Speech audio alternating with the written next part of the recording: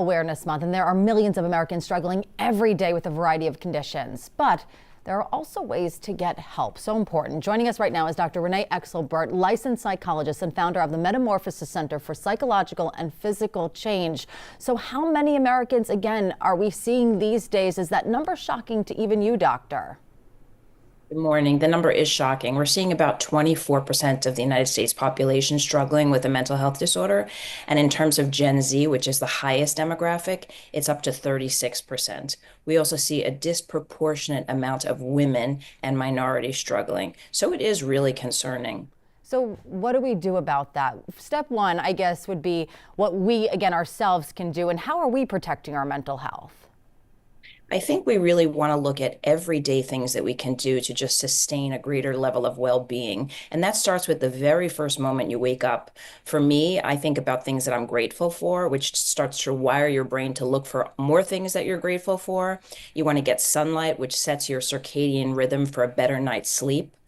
Nutrition is extremely important. The things that we eat can actually impact our mental health because highly processed foods can cause inflammation in the body, and inflammation has been linked to mental health issues. We also really want to exercise. Exercise can give us a sense of empowerment, and it can also really fight against any mental health issues.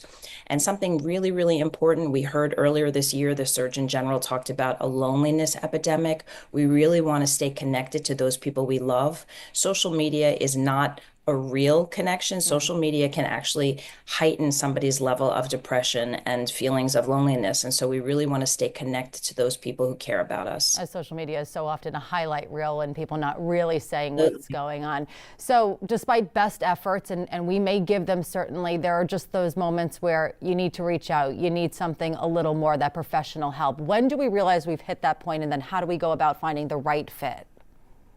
Yeah, so that really depends on the specific disorder that somebody's struggling with. Although there's criteria for everything, we want to look at changes in mood. Somebody may be feeling hopeless or helpless, extremely anxious, extremely depressed. We want to look at changes in behavior. They are starting to withdraw from activities that they previously found enjoyable. They're no longer hanging out with their friends. We want to look for changes in perception. Somebody who's on the more severe end may be having some hallucinations. Somebody on the less extreme end may be having some difficulty concentrating. And so we want to think about all those things. And then in terms of regular daily activity, somebody may be no longer showering, having difficulty getting out of bed. They just don't look right. And so we really want to think about all of those things. Dr. Renee Exelbert, this is such an important topic, and discussing it more hopefully helps someone, and reduces the stigma around it. Thank you for your time this morning. Thank you.